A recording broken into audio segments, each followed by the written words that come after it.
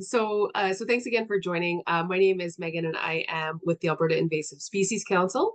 And I'm joined by two of our AISC board members, Nicole Kimmel, who is a longstanding Alberta Invasive Species Council board member and also our provincial Aquatic Invasive Species Specialist based in Edmonton, and Dr. Patrick Hanington, who is the AISC co-chair, as well as a professor at the University of Alberta. So we're really in luck here tonight to be getting to enjoy this presentation, which we started talking about this presentation last winter when we were planning our conference, and it was after the IPBES report, and I should have, again, pulled out that acronym, but Patrick is going to go into lots of detail about this report. But it was a global report that came out on the status of invasive species. And it really was, there was a lot of kind of alarming statistics and facts and information in there. And we basically wanted to summarize that information and then kind of tailor it, refine it to the Alberta perspective, how it relates or the status of those invasive species in Alberta. So this is going to be a really high level overview. Patrick and Nicole presented this at our conference this winter. It was the keynote presentation. It was really well received. And we know a lot of folks actually missed the presentation. So it was first thing in the morning, the roads were really bad. So we are here tonight to give this a listen. We'll be recording the presentation and posting it to our website as well. And yeah, I'm going to stop talking and I'm going to pass things over. I think, Patrick, you're going to kick things off for us. Yeah, let me just share my screen here. Perfect. Awesome. Okay, is that okay? Looks great. Perfect. Okay, I just need to remove. Okay, hi everyone. So yes, thanks very much for coming to the presentation. I didn't even update the date on here. So this presentation, like Megan said, was presented at the AISC meeting on March 20th, 2024. And we're doing it again here today. Nicole and I are going to tag team this presentation. And I think hopefully our transitions will be nice and smooth. So give us a couple seconds as we go through the first few just to make sure we're getting it right. So as Megan mentioned, a lot of this presentation is going to focus on this IPBES report, and like our title alludes to, we're gonna talk about invasive species at this sort of global picture level, which is captured in this this report, and then we're going to highlight places where information from the report and data from Alberta intersect, and where there's some relevance to invasive species in Alberta. I wanted to quickly introduce the report itself and the IPBES, just so that everybody is on the same page with why we're talking about this report and why it's important. So the IPBES is, as you can see down here, this is the Intergovernmental Science Policy Platform on Biodiversity and Ecosystem Services. And the IPBES is in many ways a parallel organization, much like the IPCC, which is the Intergovernmental Panel on Climate Change, which probably many people have heard about. The IPBES is similar in many ways, and its mandate is to bring together organizations and countries that are interested in developing good policy around biodiversity and ecosystem services. And this report focuses on the importance of invasive alien species. We typically just call them invasive species, and their control and why they're important from an ecosystem and biodiversity perspective. So I wanted to quickly just introduce this document to everyone because I think it's a really important document, and it will form the basis for conversations around invasive species going forward in the future.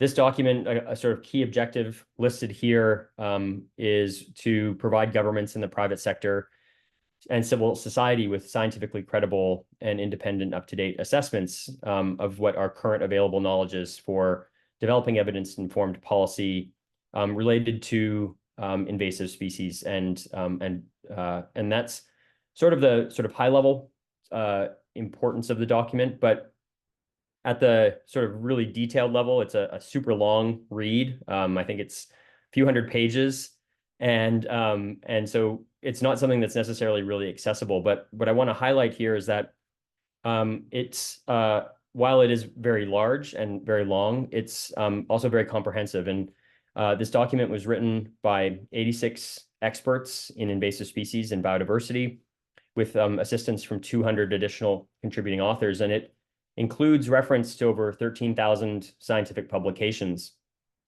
It's also been reviewed by scientists and government representatives representing 143 different countries, and this was done at the 10th annual IPBES session in the fall of 2023.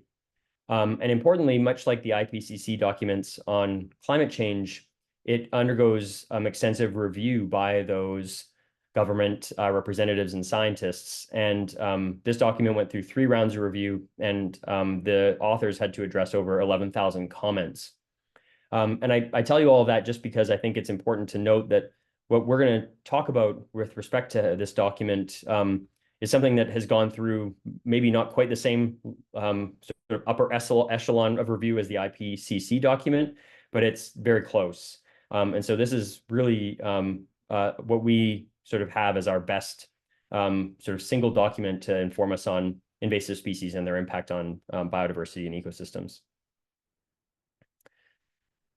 And in this document, one of the things that is highlighted is that invasive alien species are one of the 5 major drivers of biodiversity loss. In this document, alien species are defined as animals, plants, or other organisms that have been introduced by human activities to new regions. And invasive alien species are a subset of alien species that are known to have established and spread within with negative impacts on nature. And what you'll hopefully learn as we go through the talk today is that many invasive alien species can also have impacts on people. I think what's also important to note here is that these native species are these what we call invasive alien species are native species somewhere, and so they're coming from somewhere where they're not problematic, often through human means, so transportation on ships or as sort of a passenger on things that were moving around, and where they're introduced, they become alien species, and once they've established, those alien species then become or can become invasive alien species. And this is sort of the biological invasion process, coming from somewhere where they are native and moving to somewhere where they're alien. And we see lots of different examples of invasive alien species. Some of them are shown here, and some of them are relevant to Alberta in this slide, and some of them are not. But what's important to note is that they can be all different types of animals and plants. So there are no particular single groups of organisms that we would often call invasive.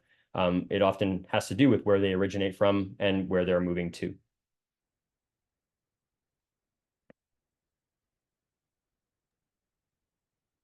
Okay, I think I'm taking over this.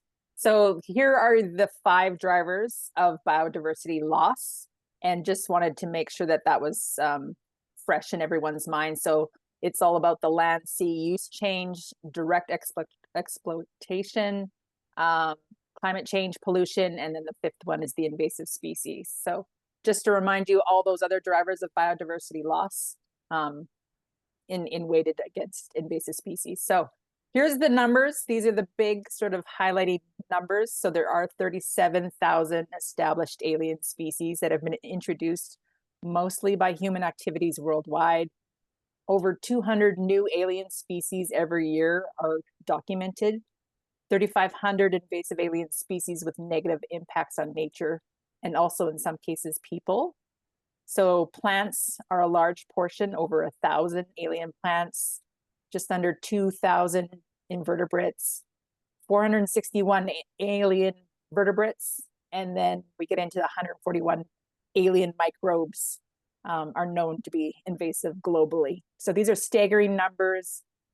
We have Alberta to hold species like winters at bay. So we have that saving grace. Most of these are limited in their establishment due to our cold winters, but climate change is shifting that safety net that we have. So next slide, this is my just check-in. It's a little bit more impactful with a live audience. So Alberta does a pretty good job of having inventory of what they have for species for biodiversity. And so just to give you a sense of what we have to lose from invasive species. So vascular plants, we have over 2,576 vascular plants documented in Alberta alone. For vertebrates, we have 651. And then beetles, we have over 3,000 beetles. So this is just kind of a quick snapshot. I think folks, when they really dive into these numbers, are really surprised. When you are out on the landscape, you know, it seems hard to believe that we have over 2,000 plants because they all look like the same ones in most of the areas across Alberta. So just to check in to show people what the biodiversity in Alberta sort of looks like. And these are just 3 categories of a pretty extensive list of grouped species.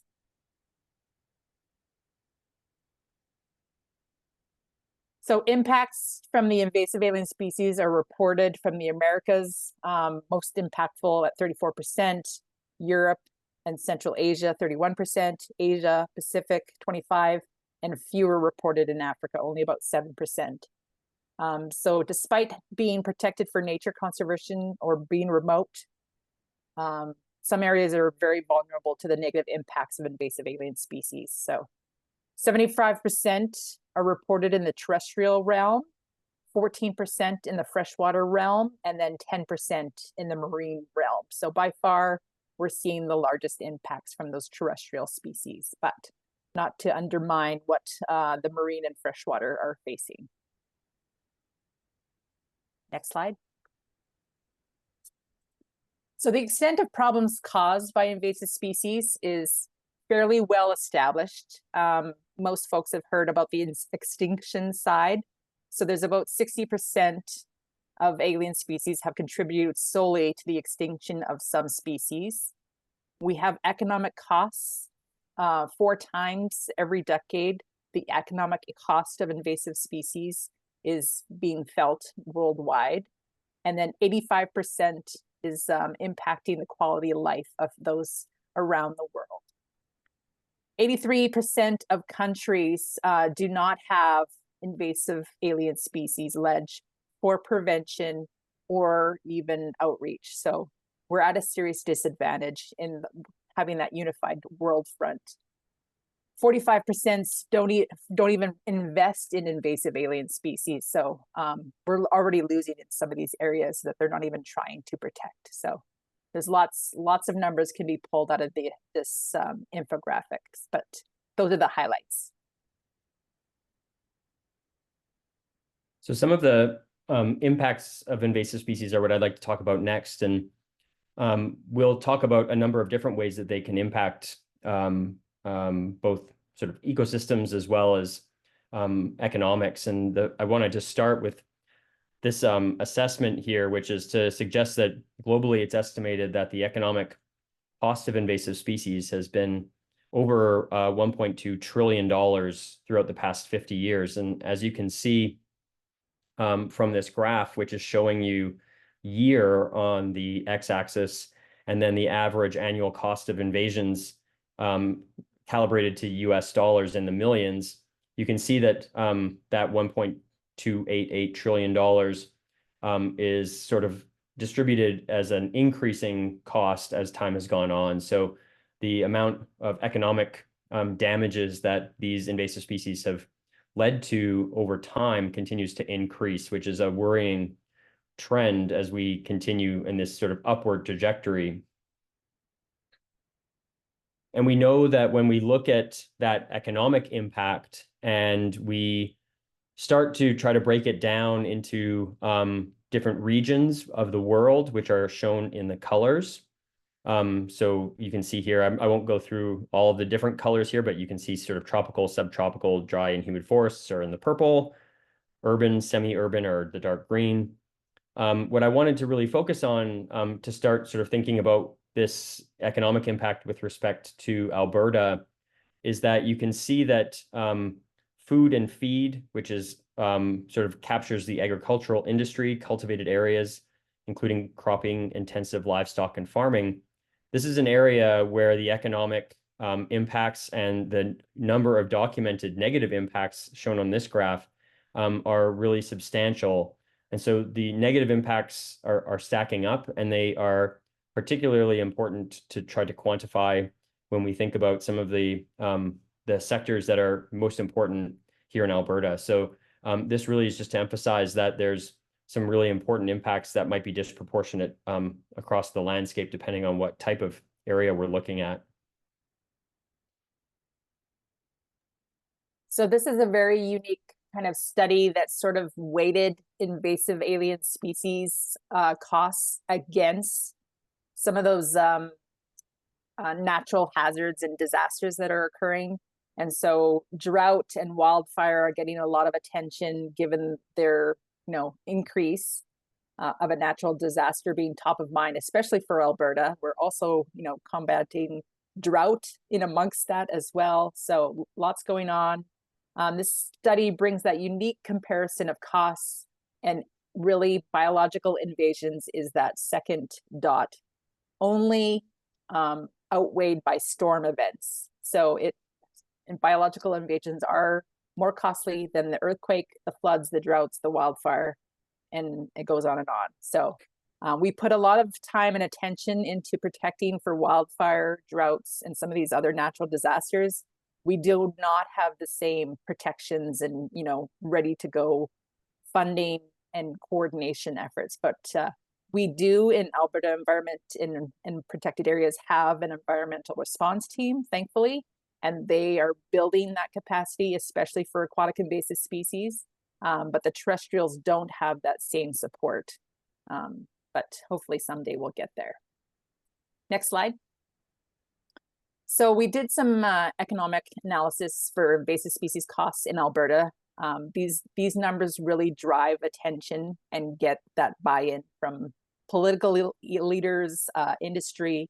And so in 2004, we estimated 1 billion was being spent or lost to invasive species. And we did the exact same assessment in 2022, and it had already doubled in just those few years. So we're on that same trajectory that this global report sort of indicated, that we're kind of on steep curves here, and we're facing a lot of economic costs.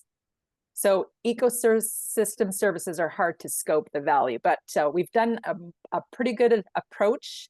And so this is an economic study by provinces across Canada, paid by municipalities on invasive species. And I've got Alberta highlighted here. So it's Alberta versus the rest of Canada. Alberta is a have province. We are fairly well off. We have beefy budgets compared to some jurisdictions. And so we have some pretty substantial budgets, but we also have some pretty substantial expenditures trying to keep our invasive species at bay. So this kind of highlights what expenses are being paid across municipalities, and Alberta is doing a fairly good job of investing in protecting our resources. So some pretty powerful numbers here. Next slide. So here we have the threats. All species are basically on the same trend here. It doesn't matter what you're looking at, whether it's the algae, the fungi, microscopic things, all the way up to huge mammals. Everything is sort of feeling the same trajectory. So 35% of all known invasive alien species have been reported since 1970. I don't even think we had the term invasive probably coined until the early 2000s. So it's just fairly a new concept. The alien species, started emerging in 1970s and rising continuously for sure. Next slide. We have had some efforts to track invasive alien species. And so we've had weed survey in the prairies since the 1970s. Monitoring can be a challenge. The data here shows that out of the 24 plants considered invasive on terrestrial habitats in the Canadian prairies, only 13 of those were actually found in the weed surveys conducted on major field crops conducted in the 2000s. And these are managed areas that the weed surveys are taking place. So on agricultural fields with high pesticide use. So we're sort of biasing and skewing the results based on how these were implemented, but it was kind of the easiest way to sort of see some of those trends of what weeds were being missed in those herbicide applications. And we have pretty good data set from the 1970s, 80s, 90s, 2000s, and we're still trying to maintain them every 10 years, roughly. Next slide. So people are the heart of the problem, unfortunately. Many humans facilitate most of these species showing up here, all the way into Alberta. Global transport has changed the game of invasive species, and that's why we're seeing the trends skew, because global transport has never been so easy. Things can be delivered in 24 hours or less. Anywhere in the world, we can get things. So it's never been as quick and as direct as it has been in the past. And Amazon is a scary thing, although it is very nice to have next day service on some things. It is a huge vector of, trying to stay ahead of on what could be coming into Alberta for the next invasive species. Next slide. So here we have basically the 6 pathways of human-assisted movement. We've sort of grouped some of them to make it more straightforward. So we can boil things down to just releasing things in nature, and that could be through biological control, landscaping species, bringing in game animals, and then having them escape a fence. Escape really refers to cultivation, livestock, zoos, botanical gardens, pet and aquarium species, where we bring them in for a purpose and then suddenly they're used for a different purpose or accidentally released into the environment. And then we have transport of contaminants, trade of contaminated commodities and packing materials, just accidentally stowed away in that. And then we have hitchhikers. A good example of that is mussels on watercrafts in my world.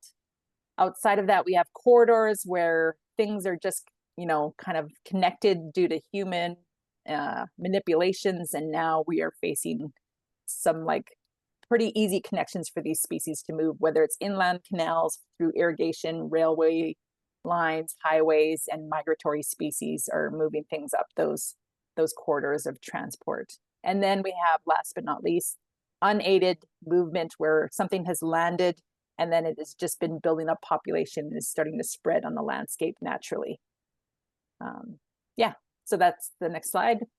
But people are the problem, but people are also part of the solution. We have a good suite of folks in Alberta that are willing to manage species, dig down, and try and figure out what pathways are coming into Alberta, trying to address them through the pathway. The species specifically themselves, either on the local or landscape scales, and then some are even boiling down to the site-based or ecosystem-based management, trying to specifically tailor to those locations. Next slide. So invasive species management can really be boiled down to managing one of these 3 vectors. So we can either focus on the pathway. For one example, it's e-commerce, extremely complex. It's hard to target, but it can be done. Watercraft inspections is kind of another example. Pet imports, plant imports, ballast water, border security. Those are the type of pathways that we can focus on, for examples. The species, most of these invasive alien species are crafty little things. Zebra and quagga mussels are pretty renowned and notorious for their ability to adapt and spread.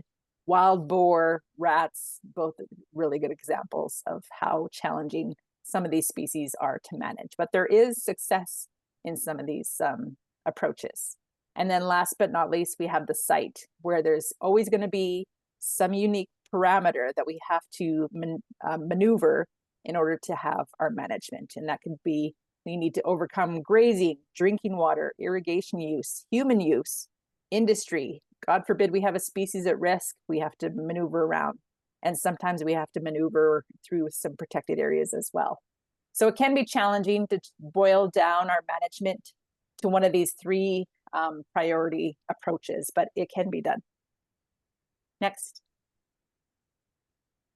So when we think about management of invasion, we can break down an invasion action in a number of different categories. So this is an example of an invasion from a terrestrial or closed water system perspective. And you can see here we have sort of the proportion of area impacted, which is defined by the graph lines. And then each of these different sections are colored by these different shades of green. And so at the beginning, when the invasive species is absent, this is when we can actually be the most effective at preventing invasions. This prevention and preparedness, as you'll see on the next slide, is one of the most effective ways that we can have an impact on invasions. When that introduction event occurs, that's the beginning period of establishment. And this is when it also is worthwhile for us to invest in early detection and eradication before the invasive species has established and starts to spread, which is that next phase, the spread phase. And as you can see, it's at that end of the establishment and beginning of the spread that you can see the area impacted starts to grow very rapidly. And these little dotted lines here reflect the fact that if you're able to implement early detection and eradication or possibly containment, you may be able to curtail the invasion and manage it, reducing the amount of area that's been impacted. However, if those are unsuccessful and containment does not work, then spread continues until you are then widespread. And at that point, control and restoration are really your only options. And in many cases, you just sometimes have to live with that invasive species moving forward. This conceptual diagram is important because it will be different depending on the different invasive species you're talking about. But generally, what we see is that the most important time to invest in is at this beginning phase when you don't have the invasive species there at the stage of spread or widespread yet. And if we were to break down management activities, we find that prevention is a priority always. You can see here on the graph on the left, preparedness and prevention, which can include horizon scanning, importation controls and border biosecurity and pathway management and risk analysis, as well as early detection tools like surveillance and diagnostics, are both available and often very, very effective. And it's when you move into things like eradication, containment, and control, at that sort of later phases of that graph I just showed you, is where you may still have availability, but the effectiveness of some of those opportunities or options becomes less. And what is effective, like things like adaptive management, biological control, those are not always tools on the table because of some of the hurdles that Nicole mentioned earlier. So when prevention fails or is not possible, preparedness and early detection, rapid response can be effective. And this is sort of one of the current paradigms that we talk about a lot in invasive species. You probably heard this sort of early detection, rapid response framework. And that's really to sort of be there as a backstop when prevention does not work. However, containment and management is when we start not only seeing less effective control and management success rates, but it also becomes something that gets to be time consuming and becomes quite expensive. And that starts to be when we see those costs that we were talking about earlier starting to build up. Another thing that is important is down at the bottom where we see public understanding and public engagement, because public education and engagement help increase awareness about invasive species, and that can really help promoting this preparation and prevention approach, and even the early detection that we see up at the top. So things like EDMAPs and other tools that people can use to report organisms that they're not sure what they are or are invasive help us with some of these early detection, rapid response, and prevention preparedness options. Prevention and preparedness are, as I said, the most cost-effective options. And so that pathway management, which goes back to that sort of flow chart that I showed you right at the very beginning, can include things like strictly enforced importation controls, pre-border or border or post-border biosecurity, and measures to address escape from confinement. And so as Nicole mentioned, humans are a big part of the problem, and it's really that globalization of trade that allows these organisms to move relatively quickly between different locations that really presents a big problem for management programs. And so this pathway management approach is really important because if they move past that border and are allowed to get past it, then it becomes difficult to know where they're going and where they may establish. That prevention approach is also really important in particular types of ecosystems. So as you can imagine, islands are a really important one. And in Alberta, that isn't really necessarily going to be our biggest problem, but we also need to worry about things like critical marine and connected water systems. And connected water systems is something that we do have, especially our rivers, lakes, and irrigation networks in southern Alberta, where we see a sort of interface between the agricultural industry and our natural ecosystems. That becomes a real problematic area where we're trying to manage invasive species because there's different types of infrastructure and lots of interconnectivity that allows invasive species to move quickly between natural and built ecosystems. And so most attempts at trying to eradicate or contain invasive alien species in these types of ecosystems end up failing. And so sustained and adequate funding and capacity building, technical and scientific cooperation and transfer of technology, monitoring, quarantine, and inspection facilities, these are all things that are necessary to help us implement effective prevention measures. And so while this might seem like a lot and like it would be costly, as we've shown you, the costs of those later stages are actually much more substantial. And so early investment in these preventative approaches can be a really worthwhile thing to invest in. Other management options can also be effective, however. And so as we know, we do have some invasive species. I found out, I think recently, that I think we have 52 in Alberta that we know of right now. Is that right, Nicole? Those are prohibited. Yeah. Oh, prohibited species. Those are on our list. We don't have 52 in the province. No. Strike that from the record. So for those ones that we do have, not the 52, eradication has been successful, especially for small, slow-spreading populations. And so when we talk about things like invasive mussels, those are fast-spreading, and like Nicole said, they're very sneaky. So those types of things can be very difficult to eradicate because they can reproduce quickly and they can rapidly invade. If they're slow-moving, though, or they're cumbersome organisms, that can give us a bit of a leg up on them, especially if they live in isolated ecosystems.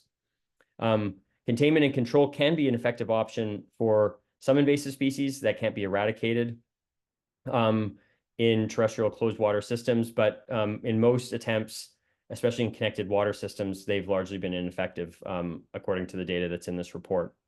And the recovery of ecosystem functions and nature's contributions to people can be achieved through adaptive management strategies. This includes things like ecosystem restoration in terrestrial and closed water systems. But like we've mentioned earlier, those approaches can be difficult and are often ineffective. And so true recovery of those ecosystem functions maybe never happens. And even when we do start seeing some restoration, it's often in a much altered way than it was before the invasion. So collaboration is very clearly required then, as I just alluded to. It's important to have partnerships between decision makers and scientists and government scientists and government partners, as well as volunteers and citizen scientists and conservationists and non-governmental organizations.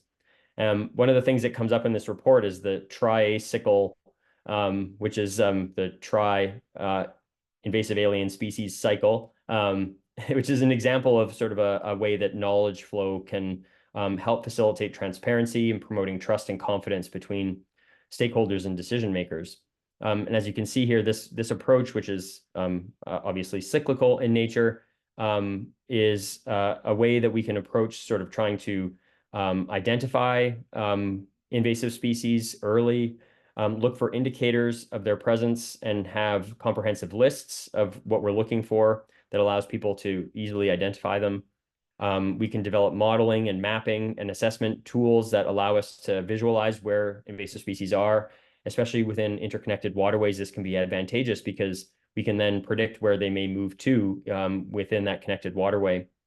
And then prioritizing checklists for invasive alien species and setting those distribution and risk maps around and writing reports that allow these decision makers in particular to interpret that information and make decisions quickly that will help us curtail invasion events from ever occurring, hopefully at that preventative side. So this really is a global problem that all governments, whether they really, actively are trying to address it or not, are facing. And so there is efforts to try and do some global movement on invasive alien species specifically. So in December of 2022, governments adopted this biodiversity framework. Target 6 is the one that gives reference to the invasive alien species, where we're really hoping to reduce the rates of introduction and establishment of other known or potential invasive alien species by at least 50% by 2030. And so 188 governments have agreed to this global biodiversity framework. And target 6 is just one of, I think, how many targets are there? 12 or something, I think. I don't know if we have, I think we have it later on. But there's quite a few targets that these global problems of everyone trying to face. And so through this biodiversity framework, governments are trying to integrate the governance, coordinate efforts, have national strategies, share efforts, engagement, resource some of these problems specifically, and develop some information systems so that they are able to communicate what's happening and weigh in if they're getting to that 50% reduction by 2030. Next slide. So Canada has some biodiversity to lose. So Canada is the second largest country in the world. We are one of just 5 countries that together can contain more than 70% of the world's remaining wilderness. So we have a pretty good stake in the game. Next bullet. Canada is home to 20% of the world's total freshwater. We take that seriously. 25% of the world's wetlands, 24% of the world's boreal forests, and the world's longest coastline and one of the world's largest marine territories. So we have a lot at stake and up for grabs to be affected by invasive alien species. Next bullet.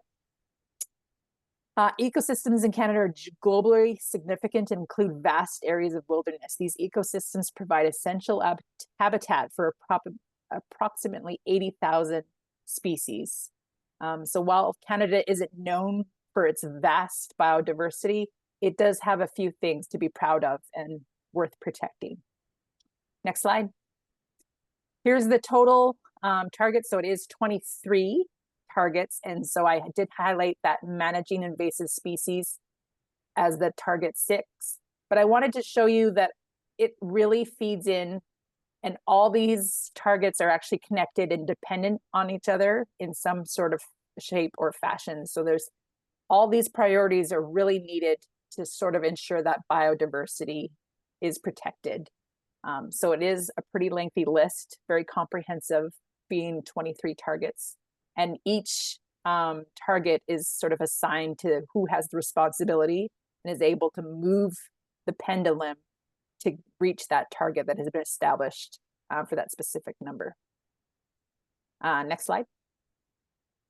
So managing biodiversity is a shared responsibility in Canada. Each jurisdiction or sector of society has its own unique values, priorities, geography, demographics, and economic realities that shape its conservation actions. Each one is well positioned to act independently or in collaboration in several key areas. So we all have a role to play is the really main point of this slide. Whether you're just a public member, you just consider yourself a public member, whether you're a not-for-profit group, a First Nation group, a Métis settlement, a municipality, a provincial government, a federal government person, we all have a stake in the game, and we can't do these big lifts without some collaboration and shared effort. Next slide. So the task ahead of us is complex. In many cases, it will take time to see the results. We've put in some pretty hefty targets, but we have given ourselves a pretty hefty amount of time to try and reach there. And we're going to have to do it all together using science, information, monitoring, knowledge sharing, including both Western and Indigenous science. And then that will help us understand the challenge, target our efforts, develop solutions, and track our progress. Next slide. So moving forward, Government of Canada is taking action to restore and protect nature with commitment to introduce a nature accountability bill in 2024.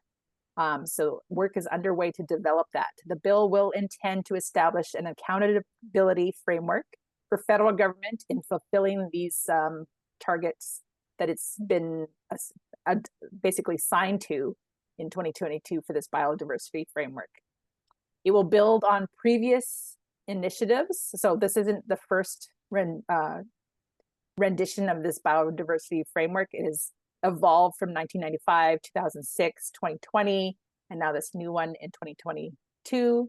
So it's always been working towards this progression. And now we have this conserving 30% of our lands and oceans by 2030, also known as the 30 by 30 target. And Environment and Climate Change Canada is overseeing measuring this effort and is led largely by the Invasive Alien Species National Committee. And Doug McCauley and myself are the Alberta government reps on that committee. So we are feeding all our efforts into some sort of measured metrics to try and wrap that up and, you know, provide Alberta's contribution to reaching those goals. Next slide. Yeah, I also just wanted to highlight that beyond the IPBES document and the outcomes of the COP15 meeting, there's also a lot of international work that is focused on trying to capture the importance of biodiversity to not just our ecosystem health, but also human health.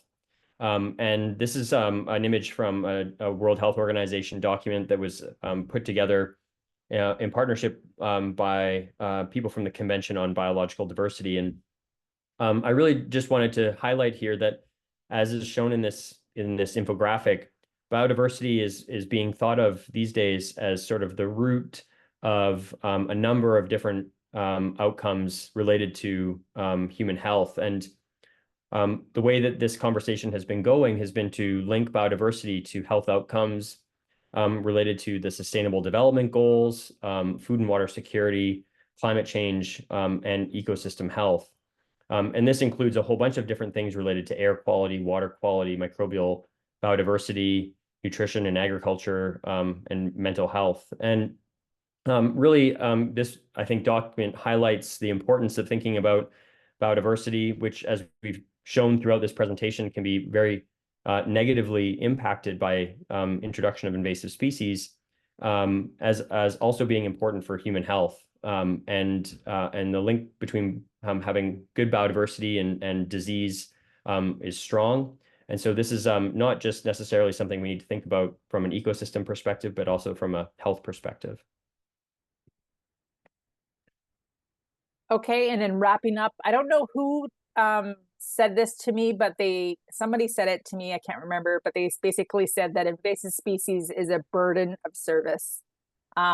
We will often work in the background and protect and make a huge impact on saving or doing something to protect Alberta from an invasive species impact, and no one will know. You'll never get a parade. You may not even get thanked at all. So I just wanted to check in with folks and remind them that they do make a difference and you can drive change, and now get out there and keep up the outstanding service. We do notice all the changes that you are able to implement on fighting invasive alien species, and it is being rolled up into those global targets, and we're getting credit for it, whether you know it or not. And that's the end. Awesome. Thanks, you guys. That was great. Awesome. Really good. So we've got some folks online, and this is set up like a webinar, but feel free to either type questions into the chat, the Q&A, or if you put your hand up or indicate that you want to speak, we can also unmute you as well if you'd like to do that. So any questions from the group? So I guess I'm thinking more of a comment. I think with some of the reports that have been coming out lately, particularly with regard to the economics and also assessing the magnitude of the impacts of invasive species, like that one slide that shows that invasive species are as costly as these natural disasters, or we talk about the wildfire risk. You think about the investment in wildfire mitigation prevention, wildfire fighting, and you look at the difference in the investment that's spent sometimes for invasive species. And I think we really need to talk more about invasive species at this level so that we can, really kind of rally the troops and to see more resources allocated for them, because there's a lot more that really kind of needs to be done. There's a lot more we could be doing, right? So, so Kevin asks, what helps? You feel overwhelmed with all the bad news sometimes. Kevin, it is a pretty depressing world over here in the invasive species world sometimes, but that's a great question. Like, what are simple things that people can do? I think you've touched on this a little bit, but if you both want to, Nicole, you want to take a stab at that? Sure, I can start off. Yeah, I've been in the invasive species world for 24 years, and it is hard to stay focused, engaged, and feeling like you're making a difference. But I gravitate towards, I'm not alone. There's a huge network, even just in like Alberta alone, but my network extends into Canada, US, international. Folks like me are connected, we're passionate. We take the little wins and live off of them for months if we need to, and just try and stay positive, because we do know that we're making a difference, even though it's not widely recognized by folks or public, but there is a difference being made. And I take good solitude in that burden of service, that I try and make a difference and hold on to that. Patrick, did you want to add anything? Yeah, my perspective and my role in invasive species work is a bit different than Nicole. So I haven't been in it as long, for one, but I also work more at the interface of sort of the research questions. And so I think we have a lot of little wins in research, because for us, a lot of it is progressing, tools and understanding. And those are the wins that we take home from this. And it's a little bit different because we're not the front line of the battle. But I would echo, I think, what Nicole said, and I would say that there's also some big wins, right? I mean, Alberta doesn't have some of the biggest invasive species we know of in Canada because of efforts that are working on to try to prevent them from being here. And you never know what the future holds, but I think that it's important to remember that we have beaten back a few, and we're working on the others. So I think that those are some of the things we have to take positively. And like I think Nicole said, it's hard sometimes because you do work behind the scenes and you don't know, or lots of people don't know that was the reason we don't have something, is because of all the efforts of some small group of people that are really passionate about trying to keep things out. So absolutely. And I think to Kevin's question too, there's a saying in the invasive species world that our successes are invisible, and our failures are everywhere. So I mean, that just adds to the overwhelm, kind of doom and gloom of it all, is that if we're doing things well, people won't ever notice, right? Arguably. But if we're not doing things well, that's when things kind of really pop up. But I do think there are some successes. Alberta does take its invasive species very seriously, as we've talked about, and we are the world's largest rat-free jurisdiction, and we continue to be, right? And that's really something we really need to celebrate and talk more about those success stories. And also a call to action for everybody, like your burden of service, Nicole. Like, everyone has a role to play. Everyone can learn to identify invasive species. They can report them. And one thing that I often tell people after events or presentations is, talk to one other person about something you learned tonight. and help spread the word, because that can help immensely as well, just simply sharing the word about the importance of invasive species or the impacts or things people can do. So yeah. So Becky's got a question. So in the world of flowers and floristry, a common refrain I hear is that florists are doing a service by removing invasive species and using them in bouquets rather than leaving them in the wild. I see this as a problem because A, showcasing invasive species in designs can increase demand, and B, species grow and spread by lots of different means. So just cutting them down won't necessarily help them not to spread. So this is a good point. So Becky asked, how can she better reason with these people? So any thoughts or advice for Becky? This is tricky for sure.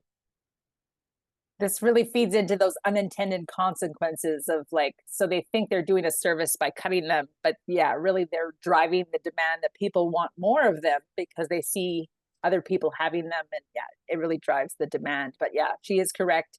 Baby's breath is a really good example. We see baby's breath radiating out from some graveyards because we believe that they are viable seeds being, cut into those bouquets and left on headstones, and then once they're dry, they blow off and start populations. So it's just about education driving that.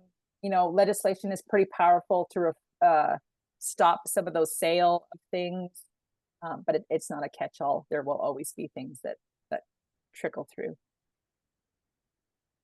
Patrick, anything to add? Yeah, I don't know.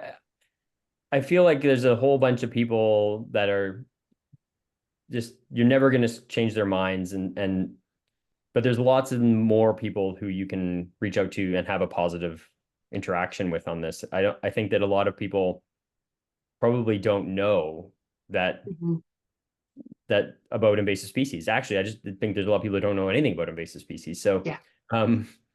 So I'm sure that somebody who gets a bouquet or whatever, like, just doesn't even know. But I bet you if they did know, that they would be like, oh, okay. I mean, it looks nice, but there's probably some Alberta native alternative that can be put in there that looks just as good, and I would never know the difference. And I think sometimes I feel like when you encounter those people that just you're not going to have an impact on, you sometimes just got to move on, because you can have a positive impact on somebody else, and rather than bring yourself down. Totally. Pick your winnable battles, right? I think that's exactly. Yeah, in many ways. So Becky also added that sport. Yeah, exactly. Becky also added that it's a surprisingly huge issue in the world of floriculture, and that florists cut and sell tansy and Dalmatian toadflax. So tansy, common tansy, and Dalmatian toadflax are both regulated noxious weeds currently in Alberta. So there are, actual, enforcement abilities here that we can kind of call in. So if you report that, there are mechanisms we can, connect with weed inspectors in that jurisdiction and send them out. But it's not just an issue in floriculture. We are still seeing regulated invasive species sold in pet stores, in garden stores and nurseries across Alberta all the time. There's issues with labeling. Latin names aren't required on seed mixes or even on seed packets. And so you don't necessarily know what you're getting. Just you see a picture of a blue flower that looks like blueweed, but it could be other things. So there's problems with regard to the requirements there. But this floriculture issue of these regulated invasive plant species, yes, and these are really helpful to these weed ID guides and things like that. But there's some low-hanging fruit there, and I think that there is some work being done behind the scenes to improve labeling. But I would encourage you to reach out. You can reach out to us if you do see florists selling like noxious or prohibited noxious weeds. We will get in touch with the local weed inspector and send them out, or ask them to go out. Whether or not we can make something happen is but we will always try. So definitely get in touch with us. Okay, well, one thing, I don't see any other questions, but one comment that I'm going to pull up, I was looking into the IPBES, the press release when this first came out, and they talked, the first comment about this report was that the severe global threat posed by invasive alien species is underappreciated, underestimated, and often unacknowledged, right?